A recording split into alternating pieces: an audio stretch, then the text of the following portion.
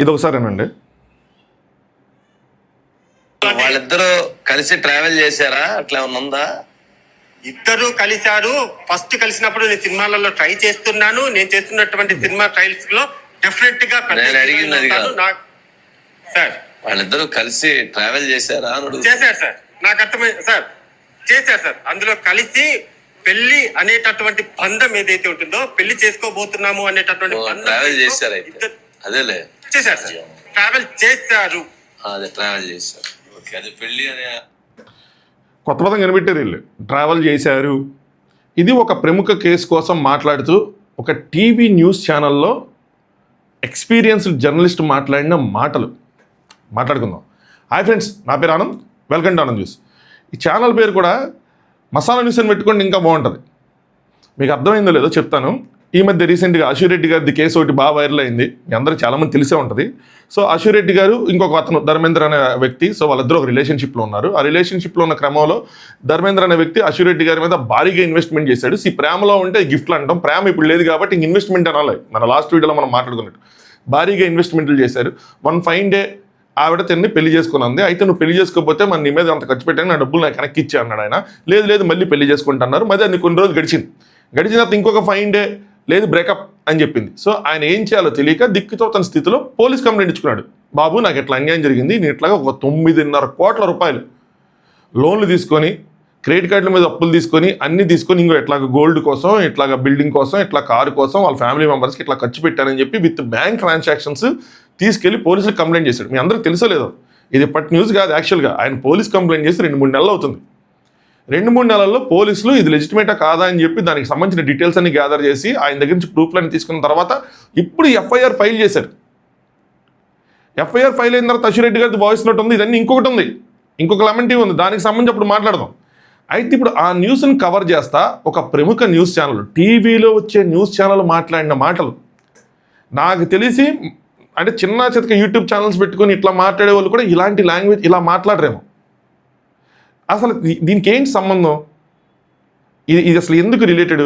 కలిశారా? మీకు అర్థమైంది లేదు, ఫిజికల్ అయ్యారా అంటానికి ఆయన వాళ్ళు పడిన బాధలు. ఇది గురువుగారు అలా మాట్లాడటం మరి శిష్యుడికి అర్థమైపోయింది, అంటే అర్థమైంది సార్ కలిశారు అని చెప్పడం ఈయన ఒక డిసప్పాయింట్మెంట్. ఏంటిది? ఇది న్యూస్ కాదు, ఇది నాన్ సెన్స్లా ఉంది. అసలు దానికి తవ్వాల్సిన నెసిటీ ఏంటి? దాంతో మీరు ఏ పాయింట్ పెడదాం అనుకుంటున్నారు? ఏం ప్రూవ్ చేద్దాం అనుకుంటున్నారు? ఇలా మాట్లాడచ్చా? ఒక ప్రముఖ జర్నలిస్టులు, న్యూస్ ఛానల్ వాళ్ళు మీడియా పెట్టుకొని అందరూ టీవీలో చూసే మీడియాని చిన్న పెద్ద అని చెప్పి 18+ అని చెప్పి కూడా ఇలాంటి మాటలతో మాట్లాడచ్చా? చిరాగ్గా అనిపించింది నాకైతే మాత్రం.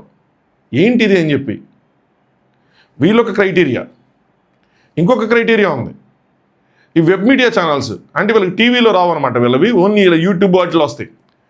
వీళ్ళదైతే వినిపిస్తాయి. ఇప్పుడు మీకు దానికన్నా ముందు ఒక విషయం చెప్తా. ఈ ఛానల్స్ ఇప్పుడు నేను ఇంతకుముందు లాస్ట్ ఇయర్ ఒక కేసులో ఉన్నప్పుడు నేను అసలు నాకు ఆ కేసు వల్ల ప్రెషర్ టెన్షన్స్ ఒకటైతే నేను ఎన్ని విషయాలు తెలుసుకున్నానంటే అన్ని విషయాలు తెలుసుకున్నా. ఈ web channels majority of the channels, అన్నీ కాదు మెజారిటీ ఆఫ్ ద ఛానల్స్ ఎట్లా వర్క్ చేస్తాయంటే, ఫస్ట్ ఒక న్యూస్ని న్యూట్రల్గా కవర్ చేయడానికి ట్రై చేస్తాయి. ఒకవేళ న్యూస్ కనుక అటు ఇటు ఎవరు పెద్దోళ్ళు ఎవరు లేకపోతే ఏదైనా అయితే కనుక ఇనీషియల్గా అయితే మాత్రం న్యూట్రల్ స్టేజ్లో తీసుకుంటాయి.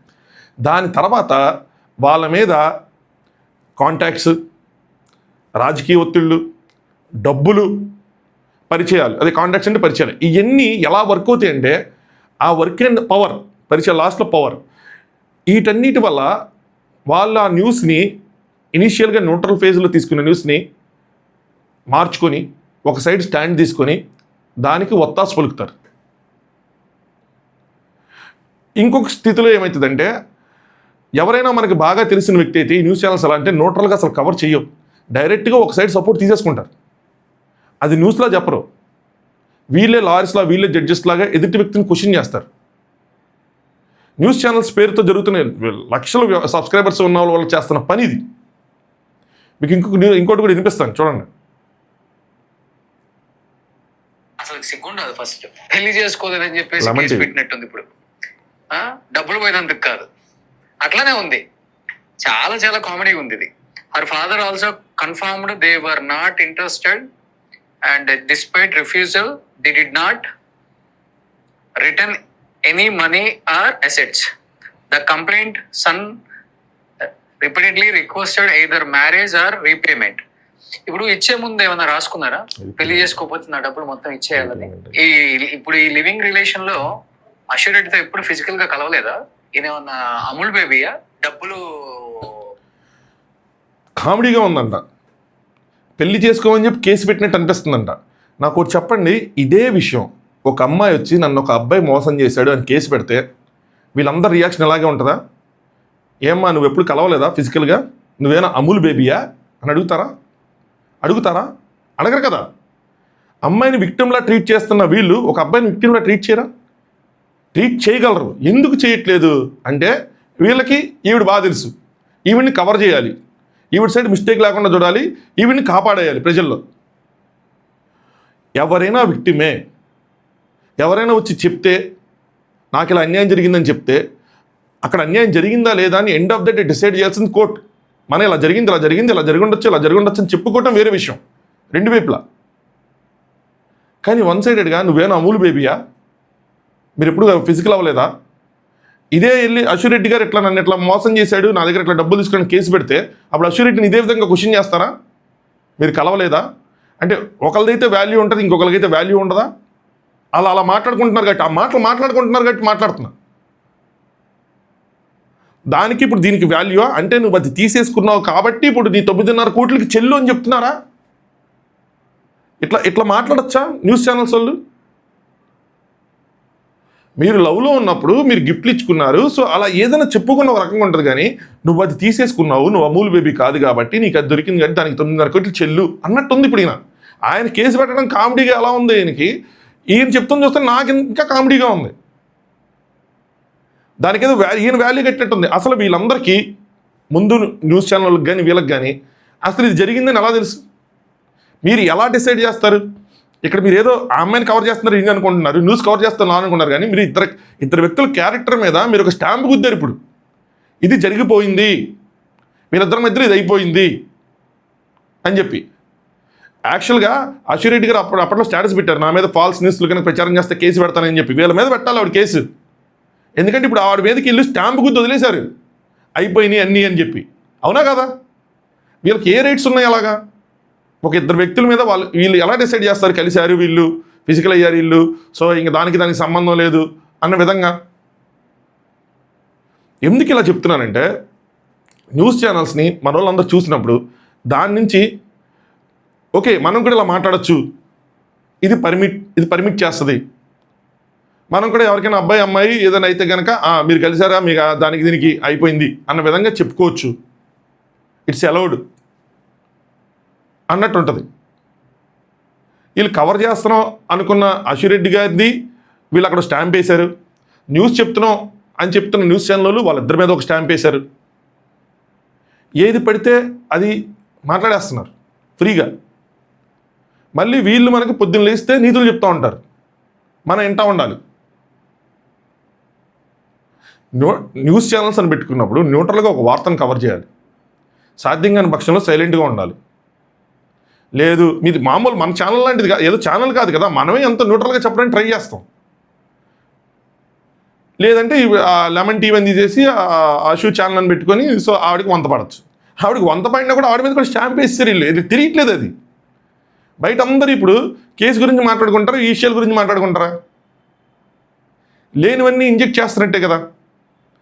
ఇంకోటి ఆవిడ ఒకటి ఆడియో క్లిప్ వైరల్ అయింది, దాని గురించి కూడా, అది కూడా ఇందులో లేదు. ఆయన ఏమో కానీ ఈయన నాకు అమూలు ఇలా అన్నట్టు అనిపిస్తుంది. 10 కోట్లు ఇచ్చి పెళ్లి చేసుకుంటానని చెప్తే నమ్మి డబ్బులు ఇచ్చాడు ఏమన్నా? ఫస్ట్ ఒకసారి అషు ఆడియో కూడా విందాం. నువ్వు ఇప్పుడు మళ్ళీ ప్రవీణ్ అక్క ఫోన్ చేసావు అని చెప్పి కాల్ చేసింది నాకు. Okay, that is your wish, చేసావు. నేను ఇప్పుడు నీకు మళ్ళీ చెప్తున్నాను, మే వరకు టైం ఇస్తే నీకు 1.5 తిరిగి వెనక్కి ఇచ్చేస్తాను త్రూ అకౌంట్. అర్థమైందా? త్రూ అకౌంట్ మే వరకు టైం ఇస్తే నేను నీకు మళ్ళీ వెనక్కి ఇచ్చేస్తాను. ఆ మిగిలిన డబ్బులు అంటావా, నేను లైఫ్ లో సెటిల్ అయినప్పుడు నా దగ్గర ఉన్నప్పుడు నేను ఇస్తాను, అది కూడా నేను ఇవ్వను అనట్లేదు. లేదు కుదరదు నాకు ఇదంతా అవ్వదు అంటే పెద్ద మనుషులకి నువ్వే ఫోన్ చేసావు కదా, నా జీవితంలో పెద్ద మనుషులు ప్రవీణ గారు మాత్రమే. సో ప్రవీణ అక్కకి వేణుస్వామిని పెడతావా లేకపోతే ఇంకెవరినైనా పెట్టుకుంటావా, నేను పిలుస్తాను, నువ్వు పిలుచుకో. ఓకే, నేను ఇంకా నీ ముఖం చూడాలనుకోవట్లేదు, ఈ విషయం గురించి మాట్లాడాలనుకోవట్లేదు. నాకు మే అనే ఒక టార్గెటే కనబడుతుందా, మే వరకు నేను నీకు డబ్బులు ఇవ్వాలి అంతే. లేదు కుదరదు కాదు అంటే నేనే పెడతాను హెరాస్మెంట్ కేసు, ఎందుకంటే మా అక్కని ఇన్వాల్వ్ చేస్తాడు. ఈయన కూడా దీన్ని ఇచ్చేస్తానంది కదా అన్న విధంగా చెప్తున్నారు. 1.5 crores ఇస్తా అన్నారు out of 9.5 crores. Rest of the amount లైఫ్లో సెటిల్ అయ్యాక ఇస్తారంట. ఎప్పుడు సెటిల్ అవుతారు, ఎప్పుడు ఇస్తారు? అతని డబ్బులు కాదా, అతను వడ్డీ కట్టుకోవద్దా? సో ఇక్కడ ఈవిడ క్లియర్గా ఒప్పుకున్నారు, సో నా దగ్గర నీ డబ్బులు ఉన్నాయి నేను వెనక్కిస్తాను అని చెప్పి.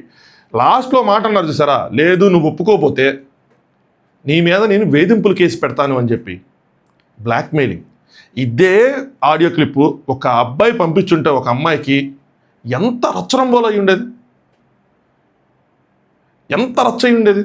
అమ్మాయిని ఇట్లా బ్లాక్మెయిల్ చేస్తున్నాడు, అమ్మాయిని ఇట్లా ఇచ్చేస్తున్నాడు, ఇంకా దానికి 1-2 యాడ్ చేసి వాళ్ళ ఫోటోలు రిలీజ్ చేస్తా అన్నాడు, అది చేస్తా అన్నాడు, ఇది చేస్తా అన్నాడు. ఇలాంటి వాడు సొసైటీకి అసలు ఒక చీడ పురుగు అన్న విధంగా వాడిని స్టాంప్ వేసి వాడిని నుంచోబెట్టే వాళ్ళందరూ, ఈ మీడియా ఛానల్స్ మొత్తం.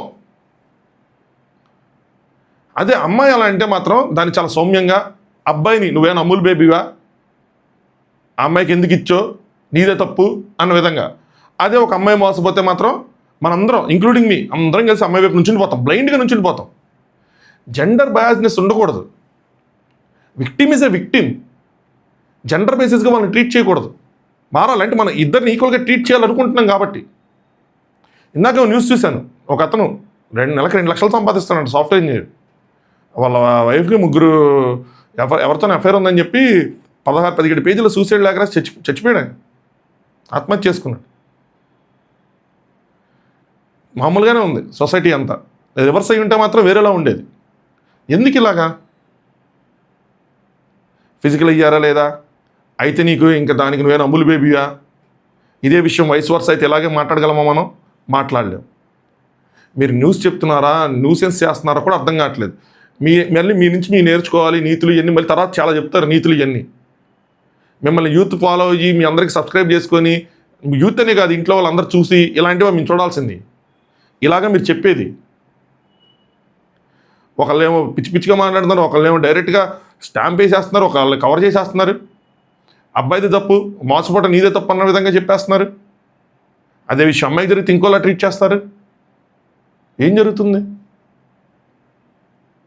మీకు మళ్ళీ లక్షల్లో సబ్స్క్రైబర్స్, వ్యూవర్షిప్, మీరు చెప్పేవన్నీ ఇలాంటి మాటలు. అసలు చూస్తే నాకు ఏంది ఇది, ఎలా పడితే అలా మాట్లాడుతున్నారు. ఇంత యాక్సెప్టెన్స్, ఇంత ఇది ఎలా వచ్చేసింది? డైరెక్ట్గా ఈ లెమన్ టీవీ వాళ్ళు అయితే అష్యూరిటీకి వకాల్తా తీసేసుకున్నారు. వీళ్ళని పంపించేయాలి హైకోర్టుకి, వీళ్ళు వాదిచ్చేస్తారు ఆవిడని.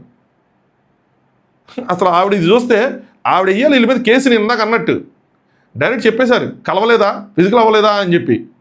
ఎవరు చెప్పారు మీకు? అష్యూరిటీని ఫోన్ చేసి చెప్పిందా అయ్యామని చెప్పి? ధర్మేంద్రనే చెప్పాడు మీకు అయ్యామని చెప్పి. మీరు ఎట్లా డిసైడ్ చేస్తారు? ఒక అమ్మాయి ఒక అబ్బాయికి రిలేషన్షిప్ అనగానే అది అయిపోయింది అని చెప్పి అంటే మీరు అంత జడ్జిమెంటల్గా మీరు ఉంటున్నారు.